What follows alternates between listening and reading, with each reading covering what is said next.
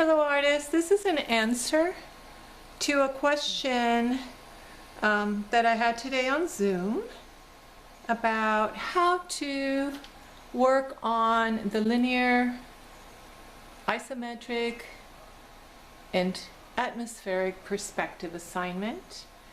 All of the images that I uploaded for the assignment for you, this is the one that the question referred to. And so I just wanted to give you a very quick tutorial to show you how I would approach this. Now, these are going to be sketch tutorials because this is a 2 to 3 hour assignment. This is the pad that comes in our kit currently, mixed media, so that you can work both wet and dry. And so what I've done is I've just gone ahead and outline that. And next to me I have my pad, so I was able to print out the picture in question.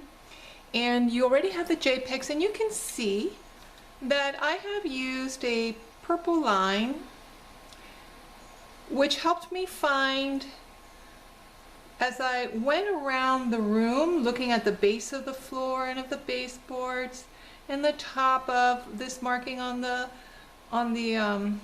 wall, so this picture hanger here, the pictures, and even the sofa, which is right up against the wall. And so I just used a line, and all of these lines converged here in the center.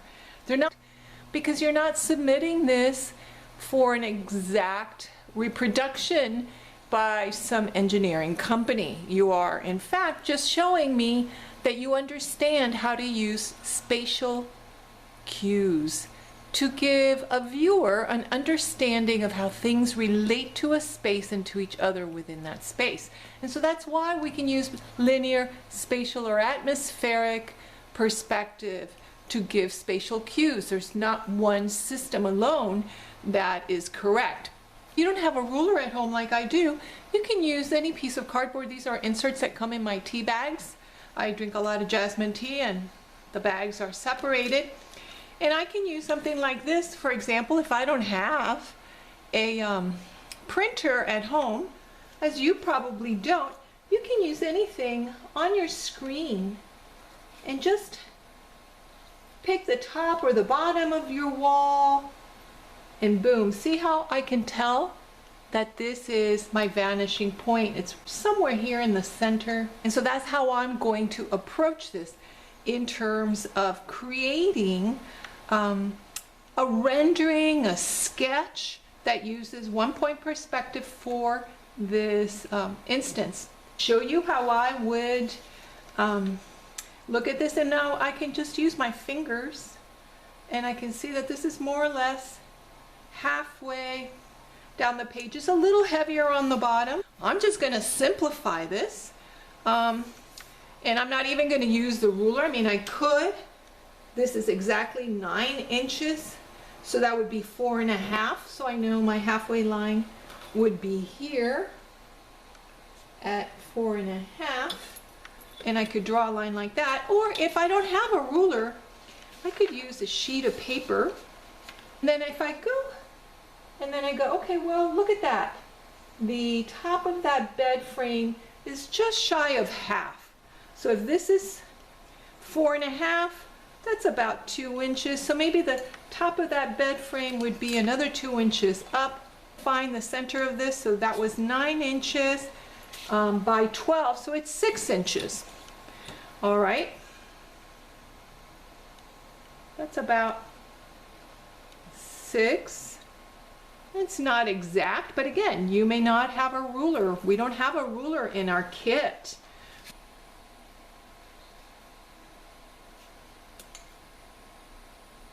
Okay, and I'm going to draw it nice and lightly because I'll be erasing most of these lines. Is almost at the halfway, so almost here. So I'm just going to go ahead and simplify it and make this, which is my halfway line, the bottom of my wall. I'm just going to put a line here. And so now I know I'm going to use this was my vanishing point, and if I know that my wall ends here,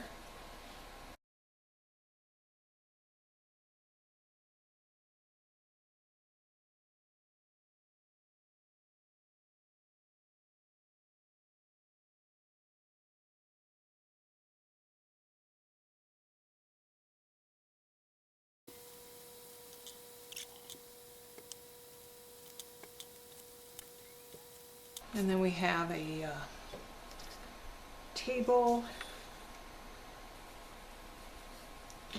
that's going to come right up to the base of my bed. Now, remember with isometric perspective and with linear perspective, we have two things that are kissing. That's a bad photo because there's spatial anomaly. So I'm going to make my table go over it because overlapping is a spatial cue.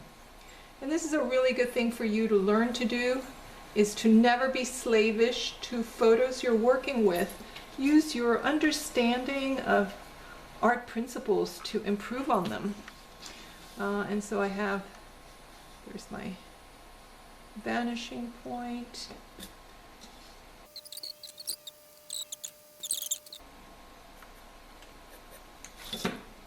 We've got this part of the room more or less panned out, figured out. Okay, over here I have two vanishing points. One is about here and the other one is all the way out here. I know that my chair is overlapping, and so I'm going to go from edge to edge, and I'm going to go ahead and start with the feet. And I know my point is somewhere around here.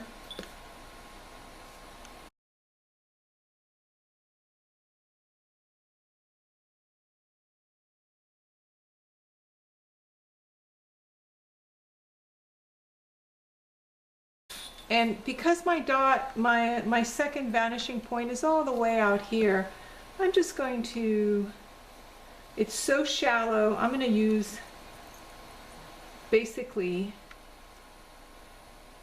parallel lines here. Because it's such a wide point that it's practically parallel. And so since this is a primarily one-point perspective drawing, that'll be convincing enough. It's the idea here is for us to have enough spatial cues to give the viewer an understanding of what we're looking at.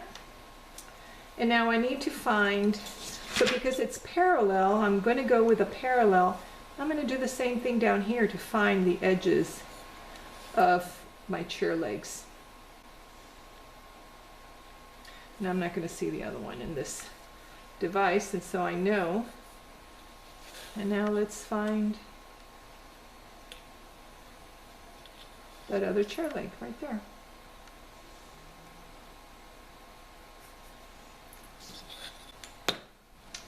Now you can build out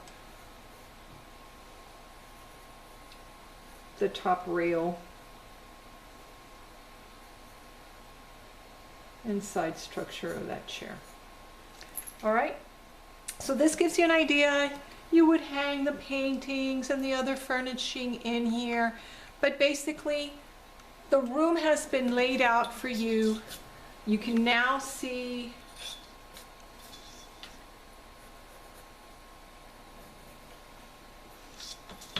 how to use your one-point perspective. So this is one-point perspective, and how I would arrive at an understanding of this picture, for one-point perspective. And again, you're going to be working on this for a couple of hours. Now, if I were doing isometric perspective, all right, so I'm going to start with what's closest to me. And what's closest to me is my table.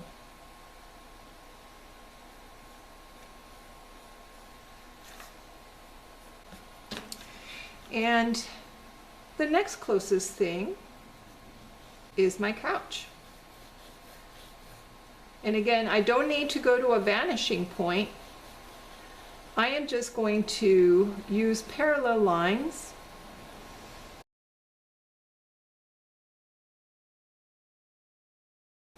my flower. And so I'm going to take this and either I'm going to overlap it or I'm going to bring it down just to get clearer space. If I have it kissing, it's going to create an anomaly and it's going to make the point where these two come together confusing for the viewer. So I'm going to bring it down a little bit. And again, I don't have to have a vanishing point. I'm going to keep the sides parallel. All right, now we remember that these two are kissing, so I'm going to overlap it just a little bit. Actually, that's why I wanted that table to go a little bit higher. I'm going to bring it back up just a little bit higher so my bed doesn't have to come down quite so far. And I could really tilt my bed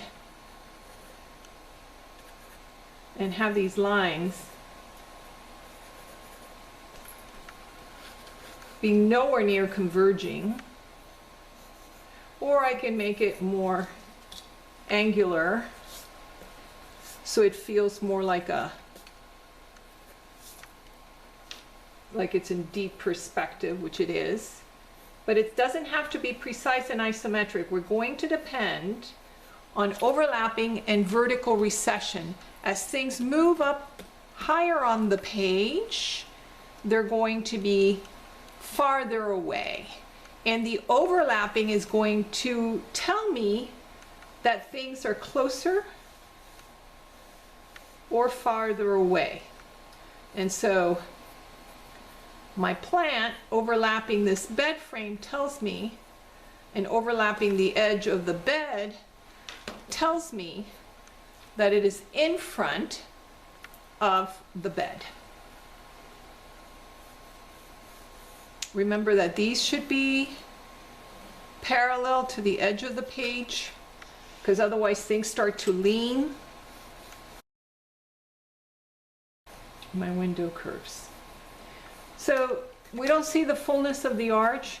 If I was going to be drawing something that was arched, I would find the midpoint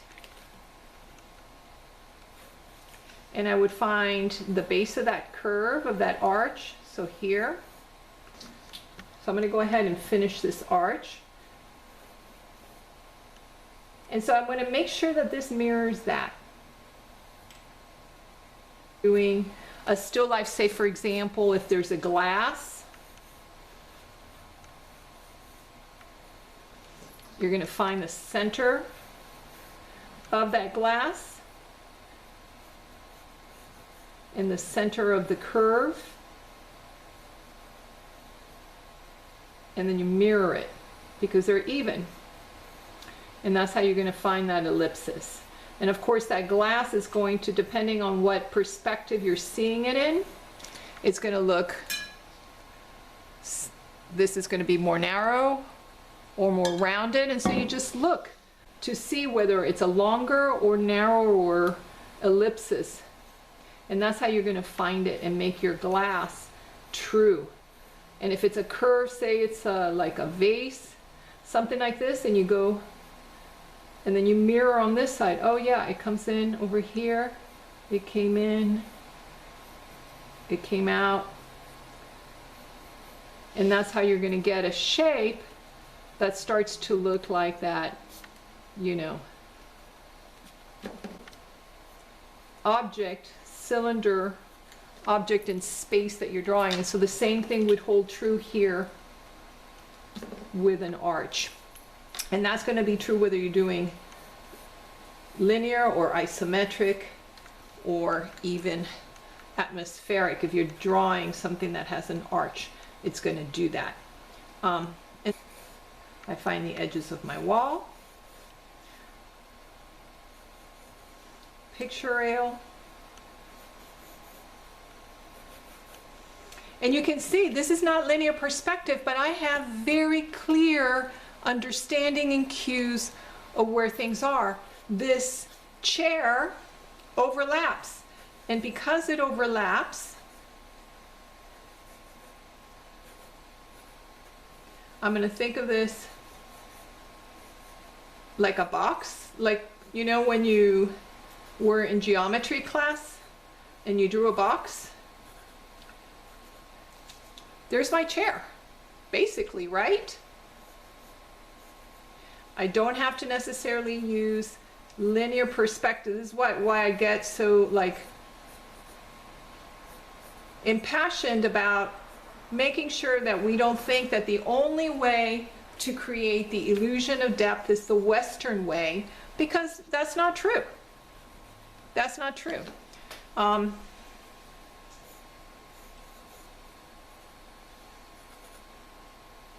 right, so this is if I was doing isometric mapping, and I'm using parallel lines and that vertical recession to make sure that things look like they're in space. If I'm going to do atmospheric perspective, I'm going to depend on lights and darks, and this is actually a little bit harder than first you might imagine, because look, in this particular room there's a really dark piece of furniture with very white art and lamp against it, and this is high contrast. And when you're drawing high contrast, this area here and this area here where there's the white against the dark, and this area here where there's white against the dark, they're going to want, if you draw it exactly like you see it here, these areas are going to be in conflict with each other spatially. So you're going to have to say, no, I'm going to reserve my highest contrast of light and dark for these forms which are closest to me.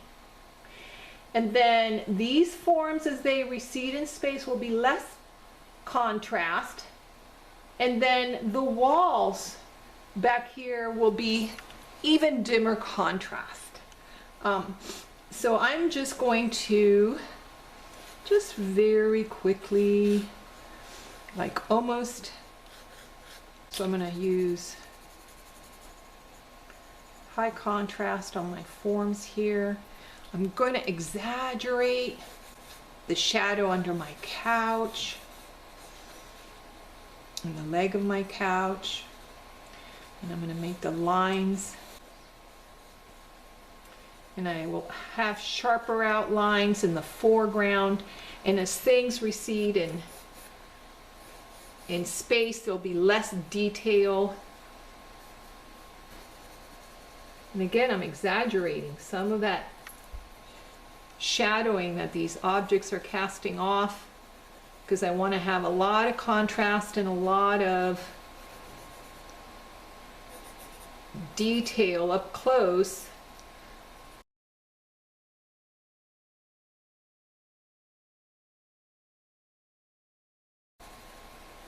To bring the eye and make me feel like this is the front of the room.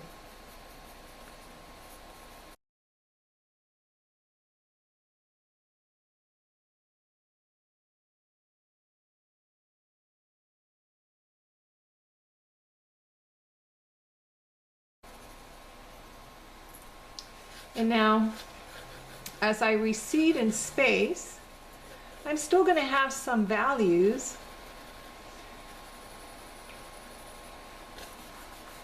but they're going to be a lot lighter contrasts.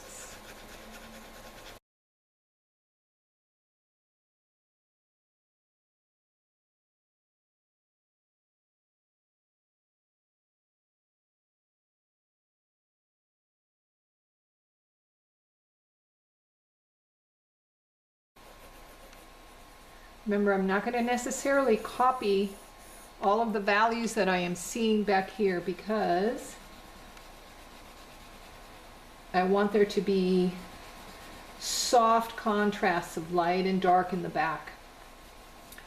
background, because I want it to remain in the background.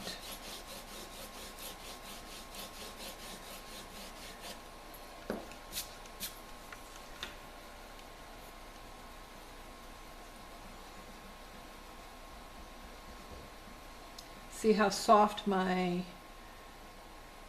contrasts are? I made this whole background a little gray so that when I came in and erased my lights, they would really push back. And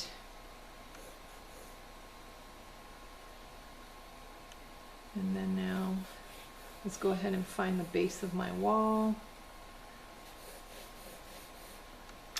And again, this edge of the painting is closer to us. It can be a little sharper, a little darker.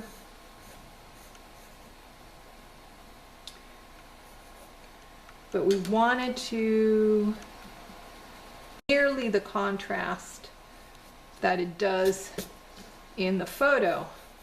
In a photo, you don't question. It's called suspension of disbelief. You don't question the stuff in a photo. You believe it's true. That's why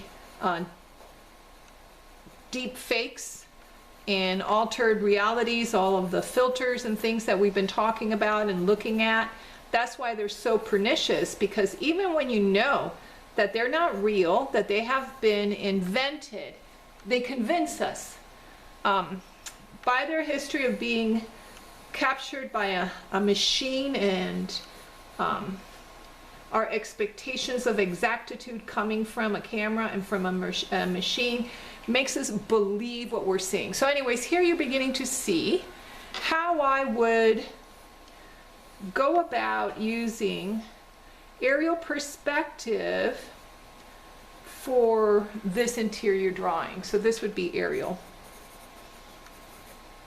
And in aerial perspective, I'm going to have the sharpest contrasts. I'm still going to have overlapping, and I'm going to have the sharpest contrast of light and dark in the foreground.